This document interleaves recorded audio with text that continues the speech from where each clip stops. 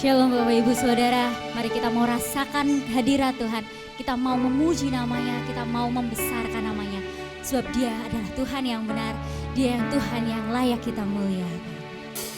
Haleluya.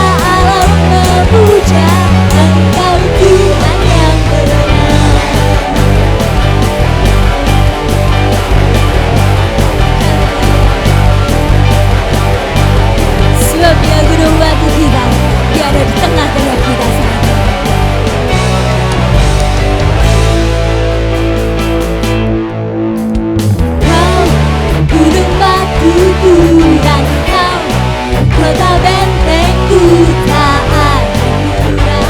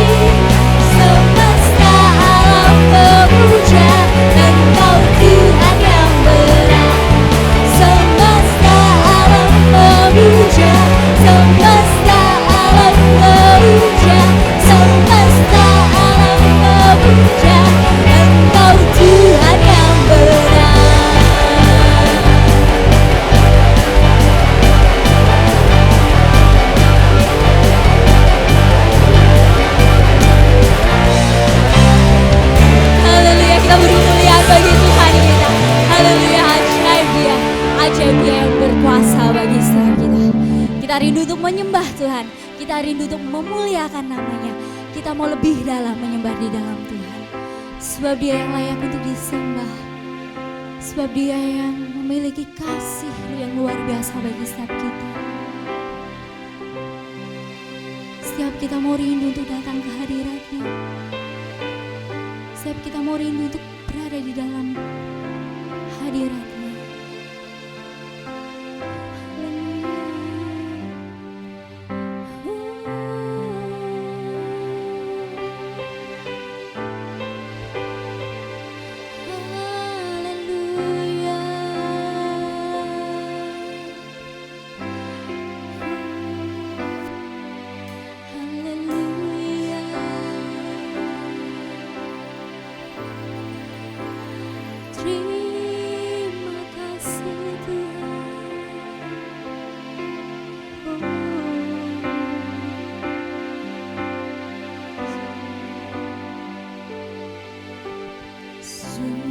Besar setiamu, nyata di sepanjang hidupku. Darah-Mu telah layakkan kehidupanku.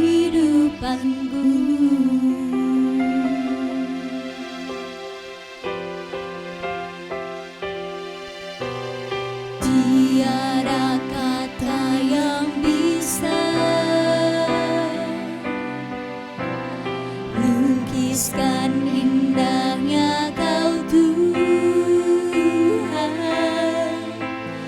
Bagi-Mu segala pujian dan kemuliaan. Ku tinggikan Engkau,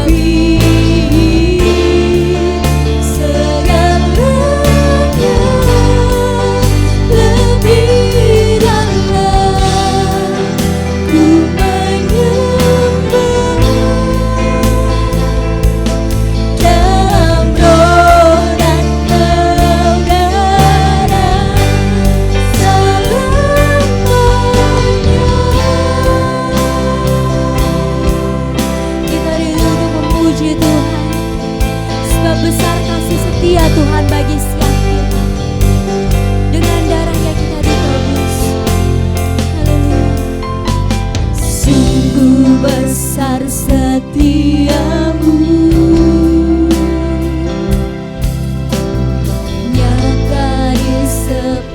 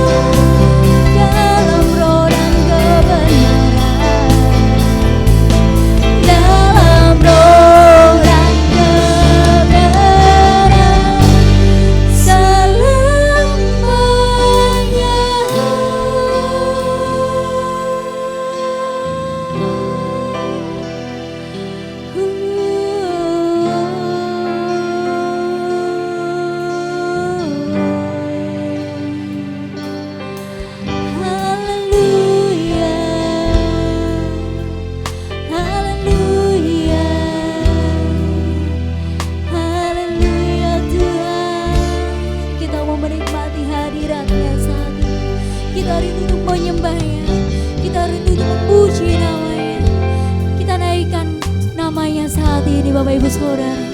Sebab nama yang layak ditinggikan, nama yang layak dimuliakan saat ini.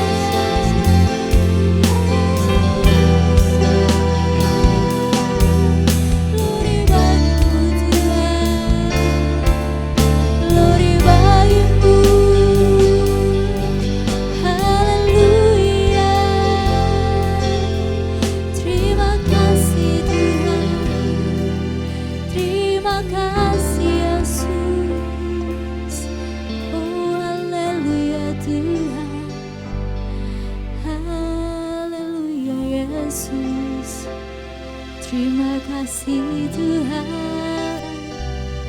haleluya, oh Yesus. Saat ini kami rindu untuk memuji-Mu Tuhan, kami merindu untuk memuliakan nama-Mu Tuhan. Dan saat ini kami rindu untuk mendengar firman-Mu Bapa. Biarlah firman-Mu yang mengurapi setiap kami, firman-Mu yang ada bagi setiap kami Yesus. Roh Kudus-Mu ada bagi setiap kami saat ini Tuhan. Dan biarlah hamba-Mu Tuhan yang membawakan firman, Kau yang urapi Tuhan. Kami percaya Roh Kudus-Mu hadir tengah-tengah kami saat ini. Terima kasih Yesus, terima kasih Roh Kudus, terima kasih Bapa. Haleluya, yang percaya kita mau katakan amin. Shalom saudaraku sekalian, sungguh hari yang luar biasa, hari yang boleh menjadi berkat bagi kita sekalian Bapak Ibu Saudara. Hari ini mungkin Bapak Ibu Saudara tidak bisa beribadah secara langsung, namun percayalah sekalipun saat ini ibadah dalam ibadah online, kita percaya bahwa Tuhan ada di tengah-tengah kita. Saudara yang terkasih di dalam Tuhan, pagi ini kita mau belajar bersama-sama di dalam pemberitaan firman Tuhan secara berurutan. Pastor Pik Jiang sebagai gembala senior kita, senior pastor kita, menyampaikan bahwa ketika kita mendengarkan firman Tuhan, kita tidak boleh lompat-lompat dan tidak boleh pilih-pilih di dalam firman Tuhan. Karena ketika kita belajar akan firman Tuhan, beliau sampaikan, harus mengerti secara utuh daripada pemberitaan firman Tuhan itu. Saudaraku yang dikasihi Tuhan, pagi ini kita mau belajar bersama-sama dari surat 1 Timotius, pasalnya yang ketiga, ayat yang pertama sampai dengan ke-13. Bapak Ibu Saudara, 1 Timotius pasal 3 ayat 1 sampai dengan 13. Bapak Ibu Saudara, dengan waktunya yang singkat, saya akan coba menyampaikan bagaimana kriteria daripada seorang pelayan Tuhan. Kita akan baca satu ayat saja di dalam surat 1 Timotius ini, di dalam ayat yang ke-13. Firman Tuhan berkata demikian Bapak Ibu Saudara. Karena mereka yang melayani dengan baik beroleh kedudukan yang baik, sehingga dalam iman kepada Kristus Yesus, mereka dapat bersaksi dengan leluasa. Saudaraku yang dikasihi Tuhan, kalau kita belajar dari surat Timotius ini, kita mengetahui bahwa surat ini ditulis oleh Rasul Paulus kepada seorang yang namanya Timotius. Siapakah Timotius itu Bapak Ibu Saudara? Timotius adalah anak rohani daripada Rasul Paulus. Demikian juga dia adalah teman sekerja daripada Rasul Paulus, Bapak Ibu Saudara. Penulisan kitab daripada Timotius ini, surat Timotius ini, pada tahun 65 Masehi kurang lebihnya. Tujuannya apa? Paulus mendorong Timotius untuk tetap tinggal di Efesus.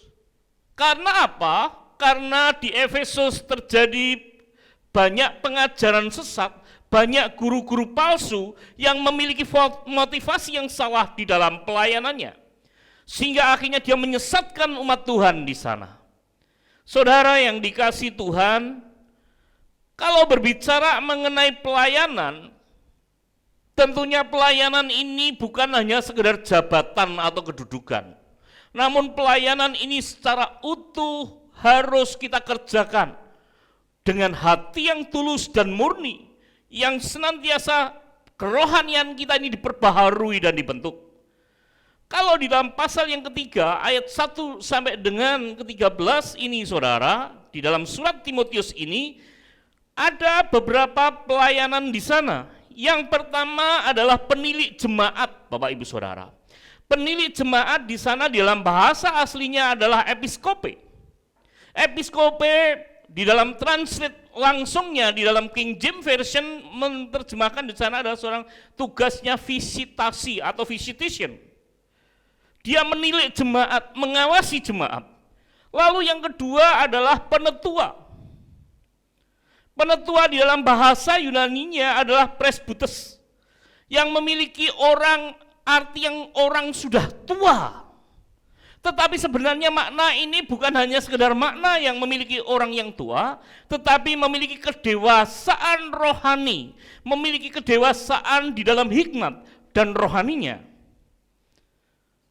Dan ketiga hal tadi, saudara, yang ketiga, saudara, adalah gembala.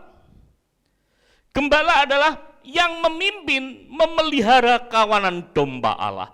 Saudara, penilik, penetua, gembala ini adalah satu kesatuan yang di dalam terjemahan baru memiliki makna yang sama. Saudara, ada beberapa hal di sana yang bisa kita pelajari. Ya, kalau tadi di dalam pasal yang pertama sampai dengan yang ke-7 di sana berbicara masalah penilik jemaat, penetua dan diaken. Dengan gembala. Tetapi pada ayat yang 8 sampai 10 dan 12 di sana firman Tuhan berbicara masalah diaken. Ya, diaken itu apa? Orang yang melayani sebagai hamba, melayani sebagai daulos atau budak. Bapak Ibu Saudara, kalau kita belajar di sana, diaken ini memang pelayan. Lalu ada satu lagi yang Tuhan inginkan di dalam kriteria pelayanan ini adalah di dalam ayat yang 11. Tuhan tidak diskriminasi di sana. Wanita diperkenankan untuk melayani, namun ada syarat-syarat yang harus ditentukan di sana di dalam mau melayani ini. Saudaraku yang dikasihi Tuhan, inilah yang dimaui Tuhan. Kenapa harus diatur semacam itu? Rasul Paulus menuliskan suratnya kepada Timotius dengan kriteria kenapa harus dilayani oleh orang-orang yang benar-benar memiliki kriteria yang masuk di dalam catatan daripada surat Timotius ini. Tentunya Rasul Paulus menginginkan penyesatan yang terjadi di jemaat Efesus itu bisa segera selesai. Orang-orang yang dipilih bukan orang asal-asalan, orang-orang yang ditetapkan bukan orang yang asal mau melayani, tetapi orang-orang yang mau membentuk dirinya sebagai benar-benar hati pelayan, Bapak Ibu Saudara. Nah, kriteria-kriteria apa saja di dalam pelayanan ini, Bapak Ibu Saudara? Yang pertama, Bapak Ibu Saudara, kita akan lihat di dalam 1 Timotius sebagai seorang diaken, 1 Timotius pasal yang pertama tadi, mulai ayat yang kedua, kriteria daripada penilik jemaat. Karena itu penilik jemaat haruslah seorang yang tak bercacat, suami dari satu istri, dapat menahan diri, bijaksana, sopan, suka memberi, tumpangan, cakap mengajar, bukan peminum, bukan pemarah, melainkan peramah, pandai, bukan hamba uang, seorang kepala keluarga yang baik disegani dan dihormati oleh anak-anaknya. Ini kriterianya. Kita akan belajar bersama-sama dari kriteria tersebut. Yang pertama adalah tidak bercacat. Apa sih tidak bercacat itu? Tidak bercacat di dalam bahasa aslinya, dalam bahasa Yunani adalah anepilemtos. Anepilemtos di sana berbicara mengenai tidak mudah untuk diserang atau dipukul. Ini makna literasinya, makna aslinya. Maksudnya bagaimana Bapak Ibu Saudara? Orang yang tidak bercacat kok dikatakan tidak terbuka, tidak mudah diserang atau dipukul. Di sana memiliki arti bahwa orang yang mau melayani Tuhan itu tidak boleh orang yang mudah dicari kelemahannya. Kalau memang harus diakui bahwa orang yang mencari kelemahan itu mudah. Tapi sekurang-kurangnya orang yang tidak bercacat ini adalah orang yang tidak mudah diserang dari kesalahannya. Tidak mudah diserang dari kekurangannya, tidak mudah diserang dari hal yang buruk dalam terjadi dirinya. Artinya apa? Dia memang tidak dituntut sangat sempurna, tapi dia harus hidup bisa menjadi teladan bagi orang lain. Orang yang terhormat, kalau kita membaca nanti Bapak Ibu Saudara baca ayat berikutnya di dalam syarat-syarat diaken, ini termasuk dalam orang yang tidak bercacat tadi. Orang yang terhormat, bahasa aslinya adalah semnos, adalah patut dihormati, mulia, dipandang orang ini serius di dalam melaksanakan tugas panggilannya. Maksudnya bagaimana? Orang yang tak bercacat juga adalah orang yang terhormat. Terhormat dalam hal apa? Cara berpakaiannya. Nah ini, cara berpakaian seorang pelayan Tuhan, coba bayangkan Bapak Ibu Saudara ketika pelayan Tuhan pakai bajunya, pakai baju you can see, you lihat, see itu saudara. Kamu bisa melihat apa? Ya yang enggak sepantasnya. Mudah dikritik, mudah diserang di sana. Pelayan Tuhan tidak boleh seperti itu. Lalu tingkah lakunya yang menyolok, ya, tingkah lakunya yang tidak baik, yang tidak benar, ini adalah tak bercacat. Kalau orang yang tak bercacat melayani, misalkan tingkah lakunya enggak jelas, pelakuannya aja enggak mencerminkan karakter Kristus, ya perlu dipertimbangkan untuk melayani.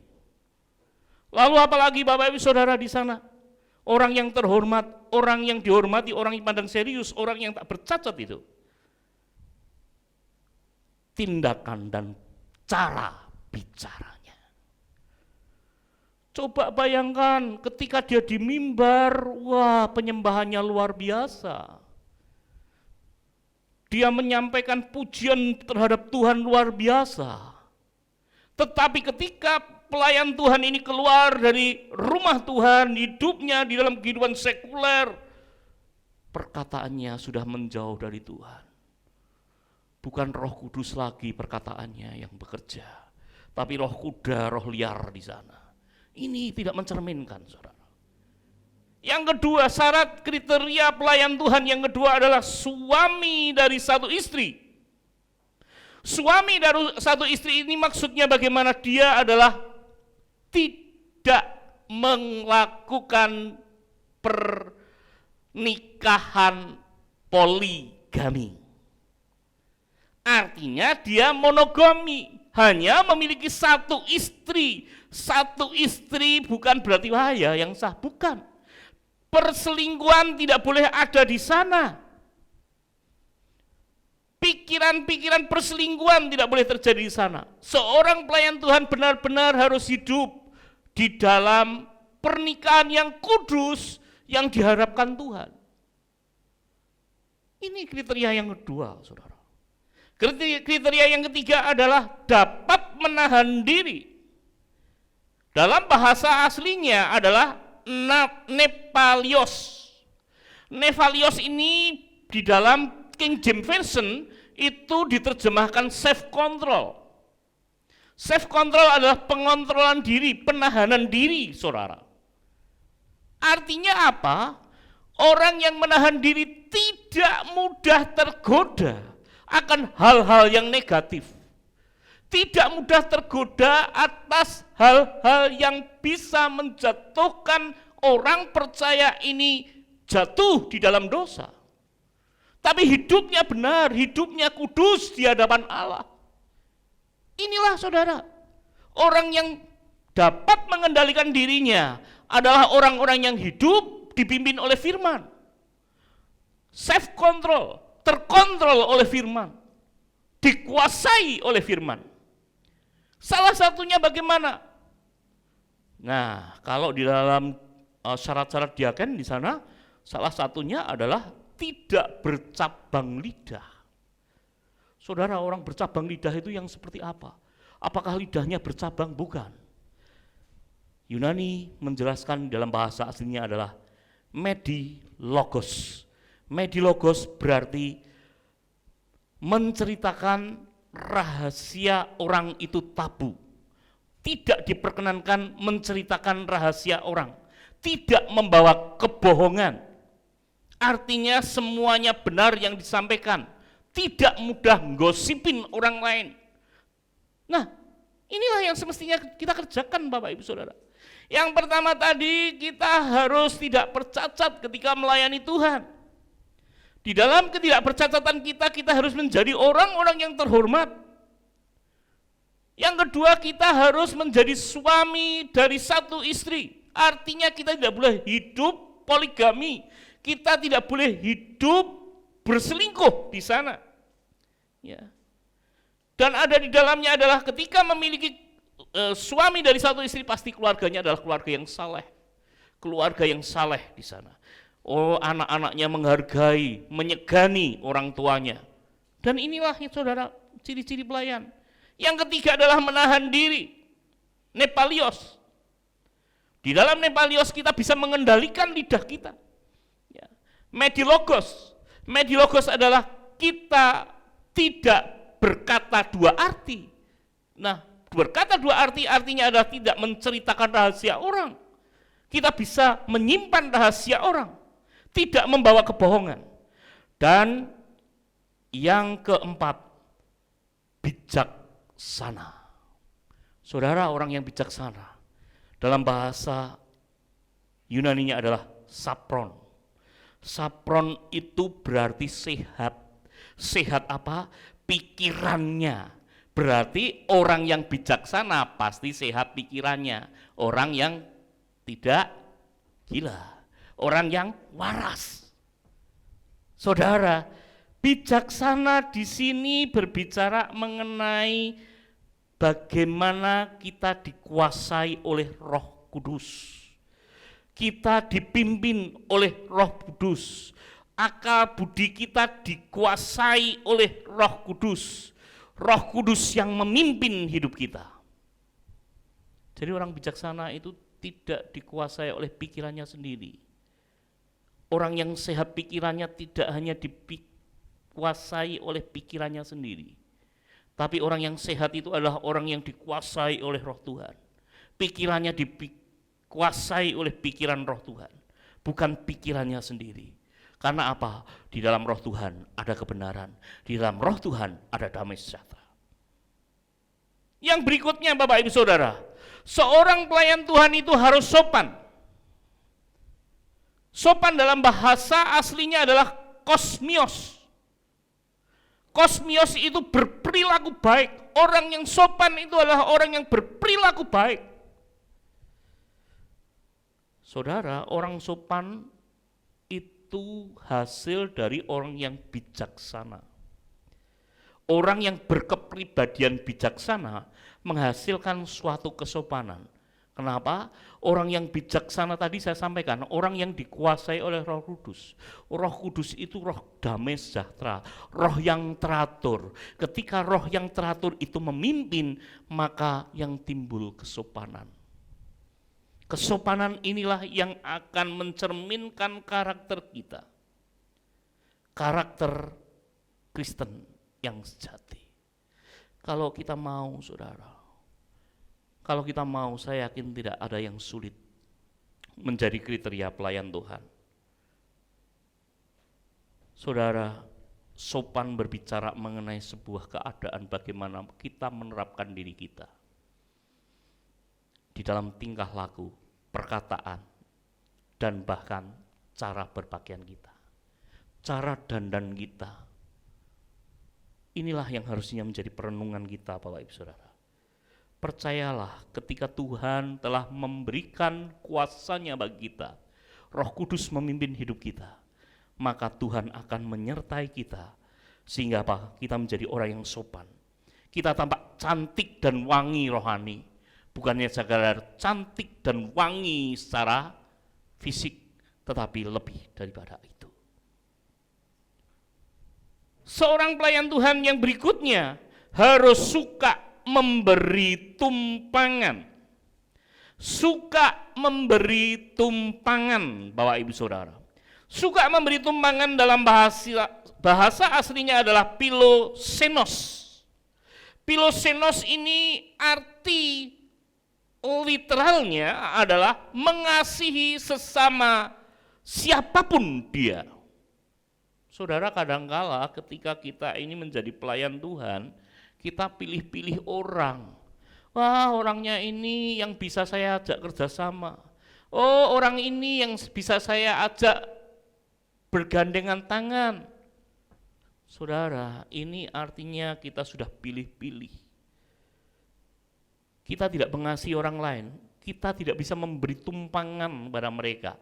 Apa? Hati kita tidak bisa menerima mereka. Namun pagi ini kita belajar bersama-sama. Kita mau menjadi pelayan Tuhan, itu harus suka memberi tumpangan bagi setiap orang. Bahkan sesama pelayan. Coba bayangkan kalau satu di antara pelayan saling tukaran, saudara. Tidak bisa menerima, tidak bisa memberi tumpangan hati dengan saudara seiman. Apa yang terjadi? Gerejanya bisa tercerai-berai. Nama Tuhan bukan dipermuliakan di sana, tapi nama Tuhan dipermalukan di sana. Mari kita belajar bersama-sama untuk menjadi orang yang mau memberikan tumpangan, berbuat kasih kepada sesama kita. Yang berikutnya, saudara, seorang pelayan Tuhan harus pandai dan cakap dalam mengajar orang lain. Didaktitos bahasa Yunaninya. Didaktitos di sini berarti pandai mengajar. Pandai mengajar itu yang bagaimana? Pandai mengajar sesuai dengan firman Tuhan. Harus dalam wujud konkret dan teladan. Saudara, memang kalau Bapak Ibu Saudara melihat pemimpin kadangkala tidak sempurna. Saya harus akui kadangkala saya sendiri kurang sempurna, bahkan jauh daripada sempurna. Tapi mari kita coba lihat dari sisi positifnya. Karena manusia memang diciptakan untuk tidak sempurna. Tapi yang jelas, yuk saya telah belajar memberikan teladan dalam iman percaya. Memberikan teladan yang terbaik dalam iman percaya. Seorang pelayan Tuhan harus mau diajar dan mau memberikan teladan bagi orang lain. Yang mengajar ini mengajar apa? Bukan ajaran yang sesat. Kalau dia kan tidak mengajarkan ajaran yang sesat. Kita tidak boleh mengajarkan ajaran yang sesat. Ajaran yang sesuai dengan firman Tuhanlah yang harus kita sampaikan. Kebenaran firman Tuhanlah yang seharusnya kita sampaikan. Saudara, kalau kita belajar firman Tuhan, kita memang kadangkala bahasa daripada bahasa aslinya kadangkala kita tidak paham. Kalau memang tidak paham, tanyakan pada orang yang lebih paham, lebih mengerti semua itu. Seorang pelayan Tuhan harus mau menjadi seorang pengajar. Pengajar di sana dalam wujud konkret. Konkret itu apa? Dari tindakannya, dari perbuatannya, dari tingkah lakunya. Yang berikutnya apa, saudara? Seorang pelayan Tuhan bukan seorang peminum. Ya, bayangin saja kalau seorang pelayan Tuhan itu peminum. Peminum dalam bahasa aslinya adalah parainos. Wah, ini parainos. Parainos ini sebenarnya Tuhan menginginkan orang ini tidak terpisah dari cawan anggur atau orang yang suka lebih jelasnya, kalau orang yang buat orang mabuk itu biasanya buat kegaduhan. Tuhan ingin menjelaskan di sana, orang pemabuk itu mudah apa? Membuat kegaduhan. Jadi, ya, orang yang mabuk di sana berbicara orang yang membuat kegaduhan sebenarnya. Artinya apa? Ketika ada orang yang mudah suka membuat kegaduhan, secara tidak langsung dia sedang mabuk. Nah, inilah saudaraku yang dikasihi Tuhan. Bukan penggemar anggur. Ya, saudara. Kalau seorang pelayan Tuhan tadinya di mimbar dia main musik, dia WL, dia singer, bahkan pengkhotbah, turun dari mimbar, dia ngaco, saudara. Lihat, ini adalah orang yang mabuk. Ya, ini adalah orang yang mabuk, orang peminum. Ya, coba renungkan hidup kita, saudara. Kadang-kala kita tidak minum anggur, kadang-kala kita tidak minum alkohol, tapi kita sering jadi orang pemabuk, saudara. Kita mudah membuat kegaduhan. Kegaduhan di mana? Lebih-lebih dalam gereja. Mari saya dorong Bapak Ibu Saudara, jemaat Tuhan dimanapun mereka berada, jemaat Tuhan mereka dimanapun saudara berada, parainos itu berbicara, memang dia bukan pemabuk, tapi pemabuk secara harafiah, tetapi berbicara mengenai jangan membuat kegaduhan. Orang yang suka buat kegaduhan. Ayo, kita tidak boleh membuat kegaduhan di dalam gerejanya. Yang berikutnya Bapak Ibu Saudara, seorang pelayan Tuhan bukan pemarah. Apa itu pemarah? Plektes dalam bahasa Yunaninya. Plektes di sini memiliki arti mudah menyerang orang lain. Mudah menyerang orang lain. Jadi orang yang mau menjadi pelayan Tuhan, jangan mudah nyerang orang lain, jangan mudah kritik orang lain, jangan mudah menjelek-jelekan orang lain. Jangan mencari sedikit pun kesalahan orang lain, saudara. Di dalam kertas yang putih-putihnya apapun, pasti ada titik hitamnya. Jangan cari hitamnya yang kecil yang gak kelihatan itu. Kalau kita zoom akan kelihatan. Ayo kita belajar bersama-sama. Bukan pemarah di sana, bukan mudah nyerang di sana. Orang yang mudah menyerang, ya, ini adalah orang-orang yang suka mencari masalah. Ya. Pemarah atau plektes dalam bahasa Yunani ini menggambarkan orang yang lebih cepat memakai tinju. Ya, ini memakai tinju atau tangannya daripada memakai mulutnya dalam menyelesaikan suatu masalah. Ini adalah orang plektes, orang pemarah tadi. Kenapa surahnya menyerang? Maksudnya bagaimana? Ketika kita itu ngerti segala sesuatu mungkin memang tidak benar, jangan mudah diserang. Diajak ngobrol, diajak cerita, diajak bicara baik-baik, sebenarnya bagaimana? Nah, inilah yang seharusnya kita kerjakan dalam kehidupan orang percaya, saudara. Harusnya menjadi perenungan buat kita, agar kita ini tidak mudah marah. Dan berikutnya Bapak Ibu Saudara, yang berikutnya, memiliki hati lemah lembut dan baik budi. Lemah lembut itu bukan perkataannya. Lemah lembut itu berbicara mengenai sifat yang mudah dibentuk, yang mudah menerima masukan, yang mudah menerima didikan orang lain. Orang yang mudah menerima didikan, masukan, dan rendah hati adalah orang yang baik budi. Yang berikutnya Bapak Ibu Saudara, pendamai. Orang pendamai ini adalah orang yang tidak senang bertengkar. Orang yang tidak senang menimbulkan problem. Orang yang tidak senang membuat masalah. Ya. Orang yang tidak senang membuat kekacauan. Tadi kalau kegaduhan, pemilu. Itu hampir sama. Namun di sini adalah ya, dalam kelompok orang itu dia senangnya tukaran. Senangnya tukaran satu dengan yang lain, Bapak Ibu Saudara. Dan lebih lagi Saudara, syarat berikutnya adalah bukan hamba uang. Saudara, saya mau jelaskan sedikit di sini. Di awal saya sampaikan Rasul Paulus memerintahkan Timotius untuk tetap tinggal di Efesus dengan maksud dan tujuan, karena di Efesus banyak penyesatan, banyak guru-guru palsu yang memiliki motivasi yang salah. Motivasi yang salah itu apa? Di antaranya adalah ini. Hamba Tuhan, pelayan Tuhan, ini motivasinya hanya uang.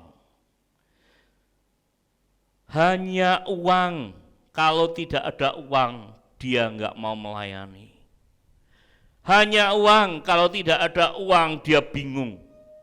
Karena ketika orang ini menjadi hamba uang, pelayan lebih dari hamba Tuhan, ini bahaya.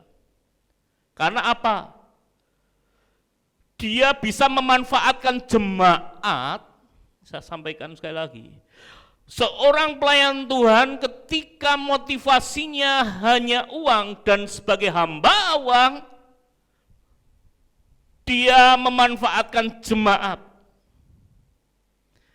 Dan akhirnya apa? Jemaat ini pun akhirnya niru pelayannya. Siapa yang melayaninya? Siapa yang melayaninya? Dan ini akan berdampak buruk. Ya. Saya ibaratkan busur, kalau di sini mungkin pendek gitu ya, jaraknya pendek, semakin sana semakin luas, penyimpangannya semakin luas. Kalau orang ini hamba uang, di sini mungkin sedikit-sedikit tapi begitu luas. Luar biasa, maka pelajaran budi pekerti ini harus kita kuatkan, ya terutama sesuai dengan firman Tuhan. Ya. Karena orang yang menjadi hamba uang pasti serakah. Orang yang serakah itu tamak. Selalu pengen mendapatkan keuntungan, tidak peduli saudaranya ini rugi, tidak peduli saudaranya ini menderita, tidak peduli saudaranya ini mengalami suatu keadaan yang menyedihkan. Saudaraku yang dikasihi Tuhan, poin yang berikutnya adalah seorang kepala keluarga yang baik. Pelayan Tuhan, seorang kepala keluarga yang baik, bila ibu-ibu juga ibu-ibu yang baik terhadap siapa? Anaknya dan keluarganya. Menjadi seorang istri teladan, menjadi seorang istri yang menjadi penopang suami yang kuat. Seorang kepala keluarga yang baik berbicara mengenai dihormati, bukan ditakuti. Saudara, inilah yang harus kita kerjakan. Seorang pelayan Tuhan juga bukan petobat baru, Bapak Ibu Saudara. Bayangkan ketika dia baru bertobat langsung diangkat menjadi melayani, apa terjadi kekacauan di sana? Kenapa belum tahu apa-apa dia sudah dipercayakan pelayanan? Maka kita harus sadar, harus memberikan edukasi kepada seluruh jemaat, memberikan pendidikan, mengajarkan yang benar di hadapan Tuhan. Dan yang juga tidak kalah penting adalah seorang pelayan Tuhan memiliki nama baik di luar sana tadi. Ya. Pelayan Tuhan harus diuji dulu. Ya, Kisah Rasul pasal 6 ayat yang ketiga, seorang pelayan Tuhan itu harus diuji. Harus diuji dengan baik. Ya. Dan yang terakhir Bapak Ibu Saudara, yang mau saya sampaikan.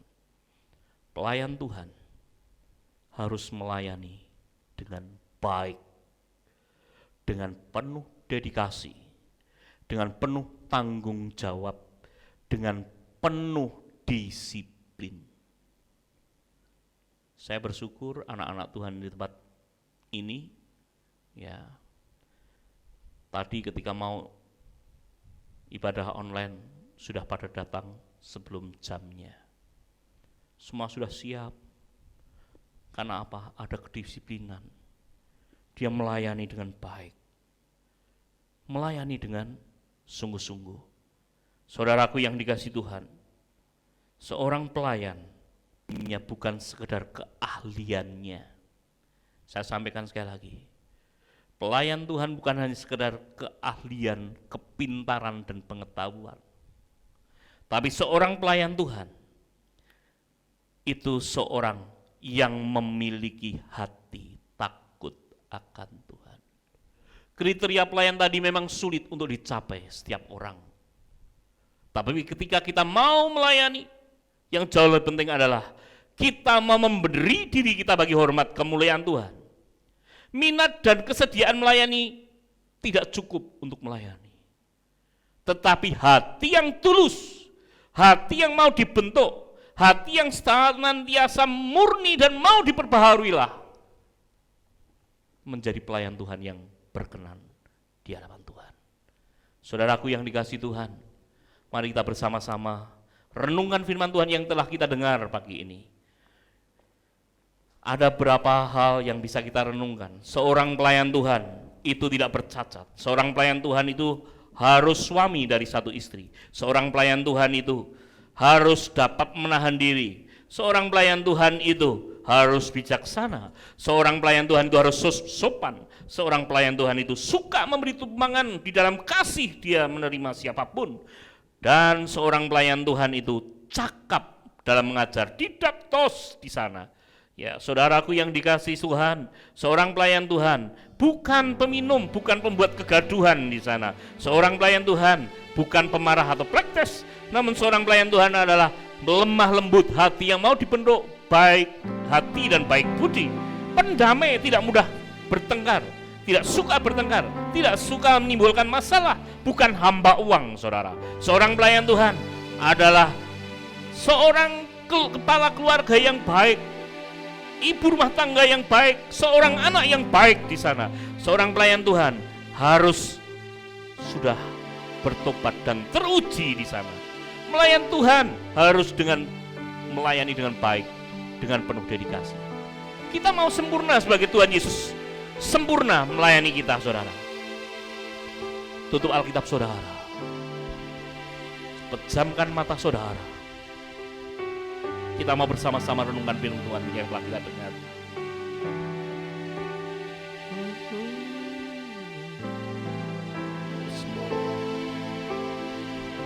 Kita mau sempurna seperti Yesus sempurna.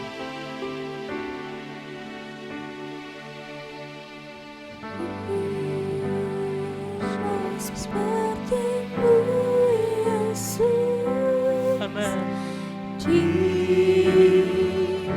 Sempurnakan selalu dalam segenap jalanku, memuliakan nama-Mu. Ku mau seperti saudaraku yang dikasihi Tuhan, seperti-Mu Yesus. Seorang pelayan Tuhan ada kriteria-kriteria yang harus dicapainya. Kita harus berusaha mencapainya di sana, sehingga nama Tuhan dipermuliakan dari kehidupan kita, saudara.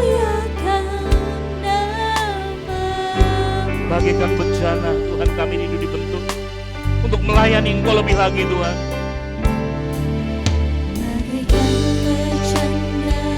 Amen. Siap dibantu. Yes, Lord. Demikian Yes, hidupku di tangan-Mu, dengan urapan kuasa Roh-Mu, ku dibaharui selalu.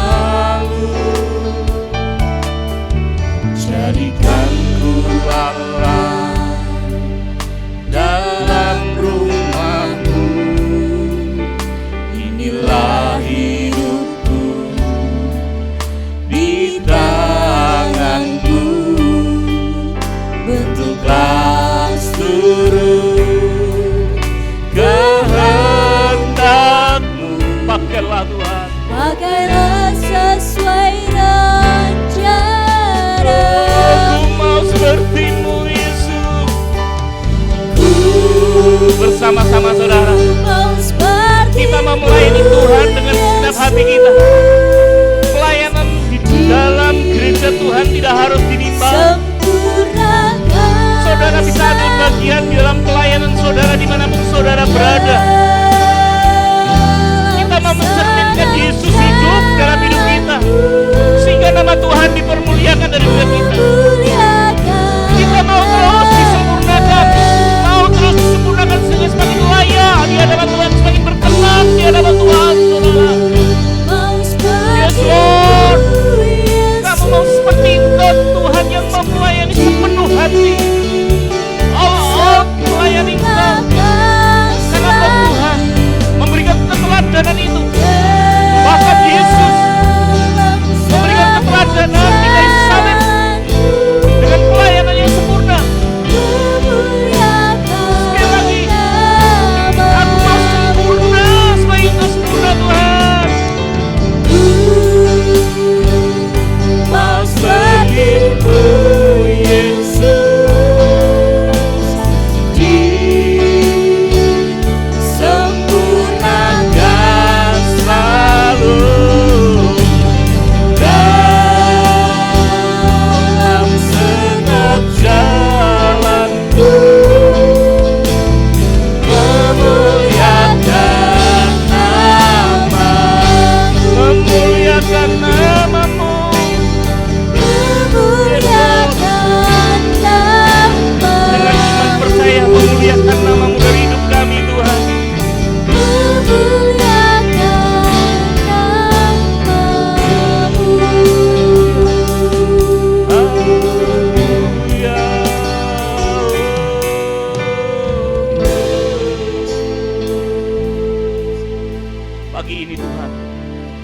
Kami bersyukur buat berkat firman-Mu yang mendidik dan mengajar kami menjadi seorang pelayan yang sesungguhnya di hadapan Tuhan. Jadikan Bapa setiap anak-anak Tuhan menjadi pelayan Tuhan yang sejati. Bukan hanya sekedar di dalam gedung gereja Tuhan, namun dimanapun anak-anak Tuhan ini berada, mencerminkan pelayan Kristus yang sejati. Hidupnya memiliki karakter-karakter Kristus yang sempurna itu. Terus Tuhan arahkan anak-anak-Mu ini sebagaimana Kristus hidup dan semakin sempurna. Terima kasih Tuhan. Terima kasih buat berkat firman-Mu pagi ini.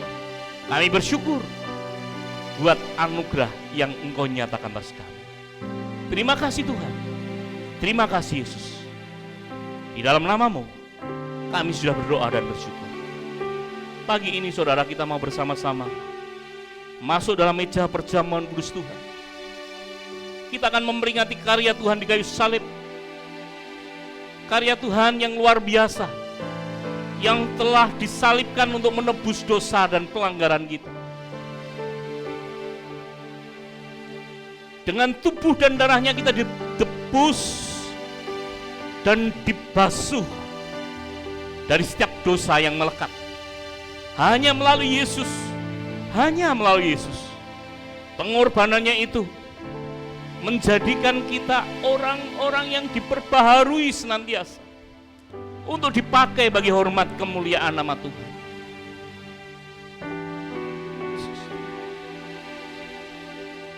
Saudara, perjamuan kudus pagi ini diperuntukkan bagi setiap kita yang mengaku dan percaya siapakah Yesus itu, yang telah mengenal dan tahu siapakah Yesus itu. Perjamuan kudus ini tidak diperuntukkan bagi anak-anak yang belum mengerti makna daripada percaya. Perjamuan kudus hanya diperuntukkan bagi orang-orang yang telah mengaku dan percaya sebagaimana firman Tuhan yang telah disampaikan. Saudara, sebelum masuk meja perjamuan kudus Tuhan pagi ini, saya beri kesempatan bagi Bapak Ibu Saudara berdoa sekali lagi kepada Tuhan. Mungkin ada pergumulan, ada persoalan, ada problem yang saudara hadapi saat ini. Berdoalah secara pribadi kepada Tuhan. Percaya melalui karya salib Yesus, Tuhan telah menebus Bapak Ibu Saudara sekalian. Percayalah itu saudara. Mari kita berdoa. Berdoalah secara pribadi ya.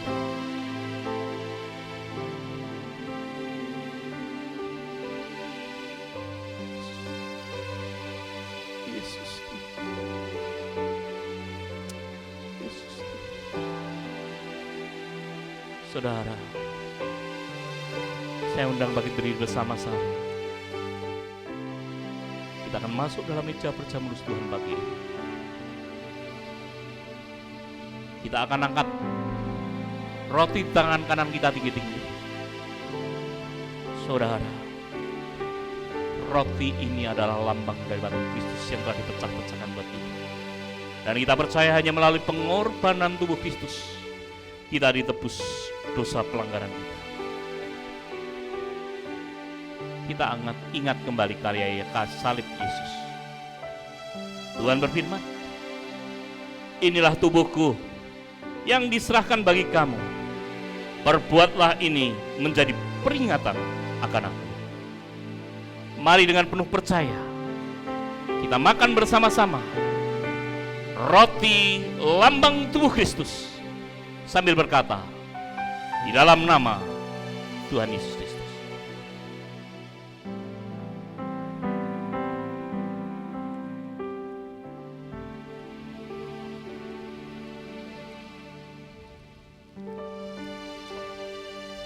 Yesus Tuhan. Saudara, kita akan angkat celana kita tinggi-tinggi. Anggur ini lambang darah Kristus, darah yang menyucikan kita. Dosa yang semerah kain kesumba dijadikannya putih seputih bulu domba. Dan kita percaya hanya pengorbanan darah Kristus kita dibasuh. Firman Tuhan berkata, cawan ini adalah perjanjian baru yang dimeteraikan oleh darahku sendiri. Perbuatlah ini setiap kali kamu minumnya, menjadi peringatan akan aku. Mari dengan penuh percaya kita minum bersama-sama anggur lambang darah Kristus sambil berkata, di dalam nama Tuhan Yesus Kristus.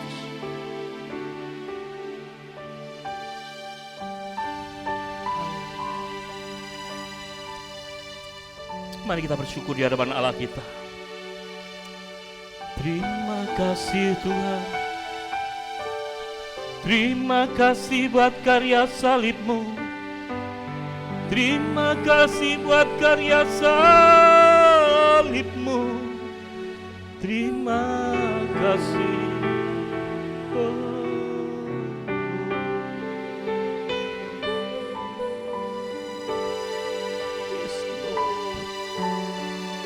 Terima kasih Tuhan buat perjamuan kudus yang telah Engkau berikan bagi kami, sehingga kami mengerti akan makna karya salib Tuhan.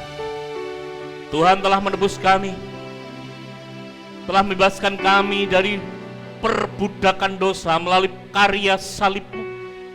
Engkau membasuh dosa-dosa kami hanya melalui darah salib-Mu.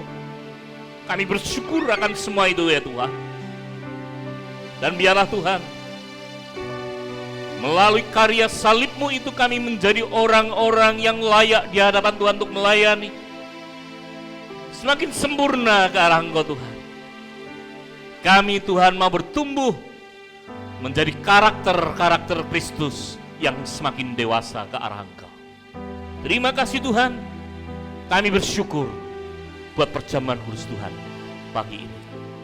Di dalam nama Yesus kami bersyukur dan berdoa. Kekasih Tuhan, mari bagi berdiri bersama-sama.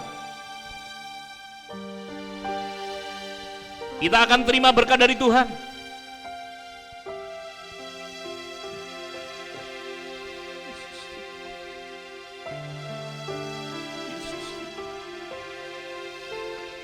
Saudaraku yang diberkati, Tuhan, mari terima berkat Tuhan bersama-sama. Terimalah berkat yang datang dari Allah Bapa, Allah Putra, dan Allah Roh Kudus, memberkati kehidupan saudara sekalian, kesehatan saudara, ekonomi saudara, pekerjaan saudara, masa depan saudara, rumah tangga saudara, dan apapun yang saudara kerjakan, dibuatnya berhasil karena Tuhan bersama dengan saudara. Dari sekarang sampai Maranatha, Tuhan hadir kedua kalinya. Amin. Segala puji, hormat, syukur naikkan kepadamu, Allah Bapa, Allah Anak, Allah Roh Kudus. Haleluya, Engkau Allah yang besar, naikkan pujian bagimu.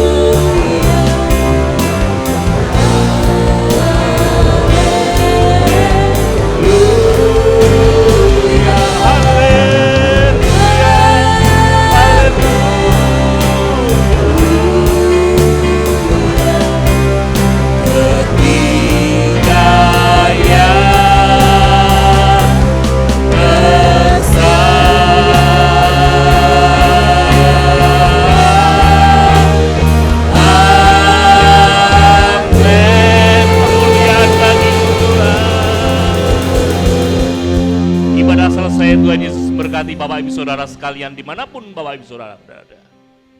Amin.